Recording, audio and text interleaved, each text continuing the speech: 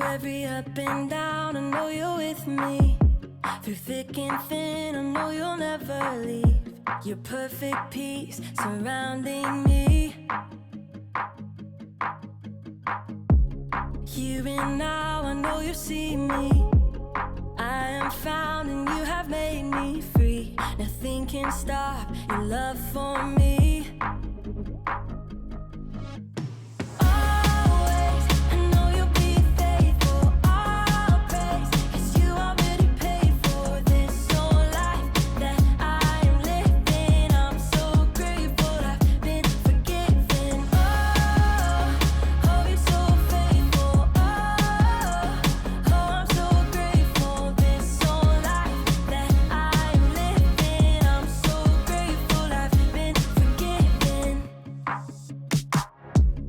Love goes deeper than the ocean. You are with me everywhere I am. I am safe here in your hands.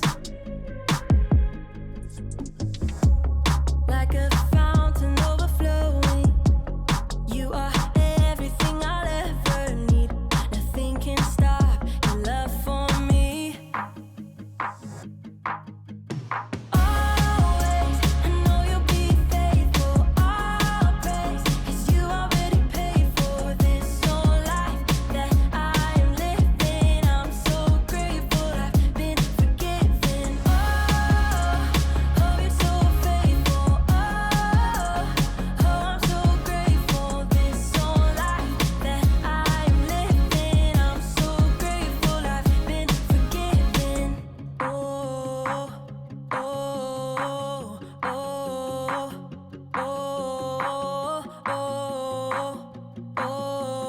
I'm so grateful I've been forgiven.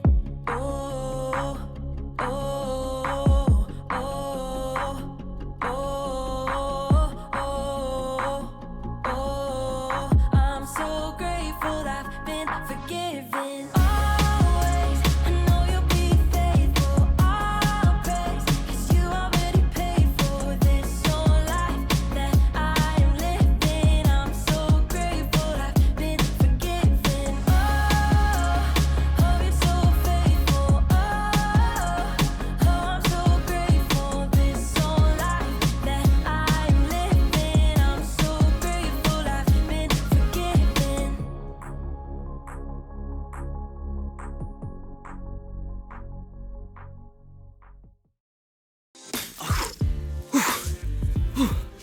Hey, welcome to StoryLab. This week, we're talking about gratitude while we take a look at the story of a guy who took a little time and made a big impact.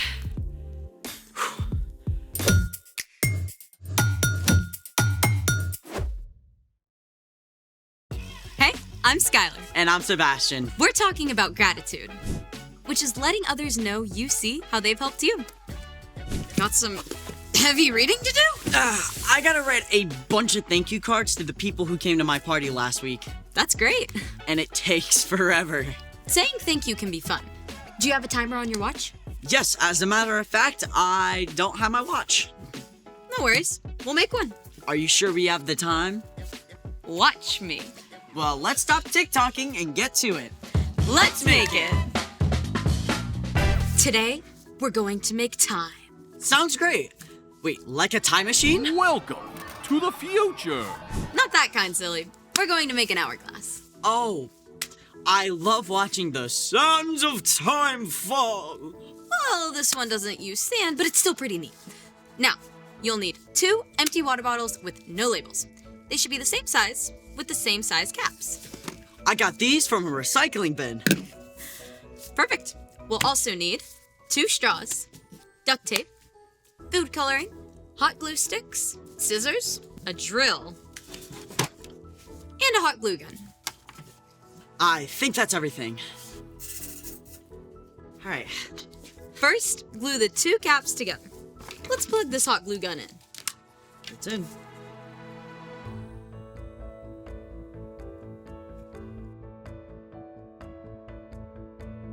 And wait for it to dry. Hold them for a few seconds until they feel solid. Then, wrap some duct tape around the rims so it won't leak. Now, you'll need a grown-up for this next part. Use a drill. With a drill bit the same size as the straws to make the holes through the bottle caps. Here's a hack. Put something underneath the bottle cap so you don't drill the furniture. That's a good hack. Okay, here we go.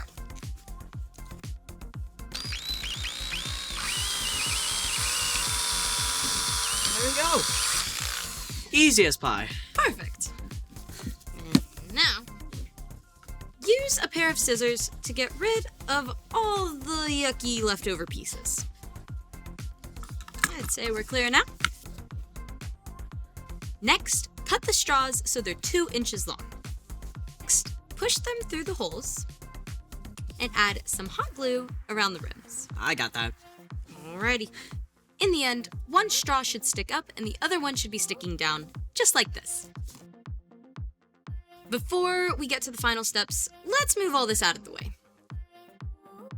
Now, it's time to fill the bottles. We're going to need a cookie sheet and some funnels. Here's some funnels. Perfect. We fill one with oil and one with water. Perfect. What color should we make the water? Decisions. How about blue? My favorite color. Now the hard part. Uh-oh. On the count of 3, we flip the bottle of oil onto the bottle of water and screw the bottle upside down. Ready? Yes. Okay. 1, 2, 3. Go. Screw. I think we got it. I think we got it. Yes! Now, let's see how this thing works. Wow. This is so pretty. What a cool way to measure time. So, are you ready for the next fun part? Always. I challenge you to a gratitude game. I bet I can come up with more things to say thank you for than you by the time the last bead falls. Oh, you're on. Ready, set, Go! I'm grateful for my mom. She makes amazing lasagna. my teacher. She teaches me stuff. My mail carrier. She gets me my packages, even in a storm. Restaurant services. They get my food hot and ready. My best friend. She makes me laugh. The bus driver. I'm never late because of him. Music. It cheers me up. My dog. He gives the best cuddles. My house. It's small and cozy. Trees. They give us oxygen. Pizza. I mean, who doesn't love pizza? God! He made everything. And he's always with us. So, how'd we do? You won. Congratulations. Thanks, Sebastian. Speaking of saying thank you, it's time for The story before the story. Today, we're in the book of Luke, one of the 4 Gospels that tells us the story of Jesus' life. Though Luke was not Jewish, he became a believer in Jesus and a close friend of the Apostle Paul, traveling with him to tell people about Jesus. Luke was a doctor and cared very much about details and accuracy. He wanted to record all of the events of Jesus' life in an orderly way. Luke spoke with many people who had seen and heard firsthand the amazing things that Jesus had done. Then, Luke wrote it all down. He wrote like an investigative journalist, being really organized and paying close attention to every detail. In Luke, we read stories of Jesus' love and compassion, even while Jesus was traveling to Jerusalem to give up his own life, which is where our story starts. Take it away. Hey everyone! So, Luke recorded that one day Jesus was on his way to Jerusalem. As Jesus was going into a village, 10 men ran out to meet him. They had a terrible skin disease that caused sores to appear all over their bodies. Stop right there. Don't come any closer. This terrible disease was very contagious, and there was no known cure. The men were scared and hopeless. Jesus, Master, have pity on us! People who had this skin disease were usually forced to leave their homes and towns, and no one would talk to them or go near them. They may not have seen their own families for years. Jesus was their last hope. Jesus' followers must have been shocked that Jesus didn't back away from the men. He looked straight in their eyes and said, Go. Show yourselves to the priests. I bet the men were confused. They didn't feel or look as though they were healed. They may have argued about whether to do as Jesus said. The priests say we're unclean. How can we return without being healed? They'll just send us away again. But what do we have to lose? I think we should do it. Even though Jesus' instructions didn't make sense, they headed toward town to find the priest. And get this, while they were on the way, their sores started to disappear. They were healed. Oh, look at my arm.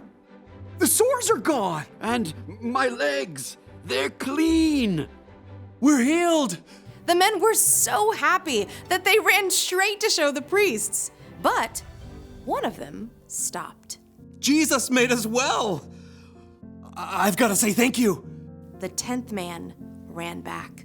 He was so grateful. He threw himself at Jesus' feet. Praise God. This man was a Samaritan. Some people didn't like Samaritans and treated them badly. Yet, the Samaritan man was the only one who returned. Thank you. Thank you. Thank you. Weren't all 10 healed? Where are the other 9? Didn't anyone else return and give praise to God except this outsider? Get up and go. Your faith has healed you.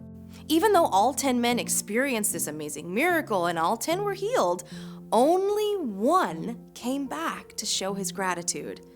It's always important to take time to say thank you. The end.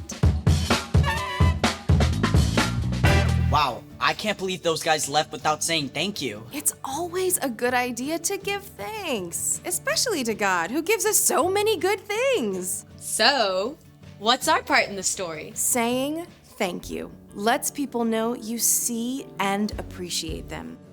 Like the Samaritan did when he was healed. I feel like the other guys were probably thankful too. Yes, but only one actually said thank you. When we feel thankful, it's always important to show it by actually saying thank you. Sometimes I forget to say thanks.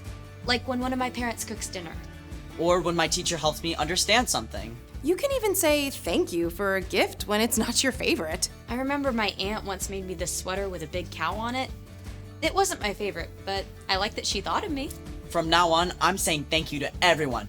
My mom, my dad, my crossing guard. Saying thank you is a great way to show others you see how they've helped you. So, thank you for having me. See you next time. Bye. So here's the thing. Take time to say thank you. It's a great way to show you appreciate the people in your life. Round 2. Well, yeah. Thank you for joining us in the StoryLab. See you next time. Thank you for being an awesomely Zanny co-host. Thank you for always knowing what we're gonna do. Shout out to whoever put up these lights so you can see us. And the amazing camera crew. That's right.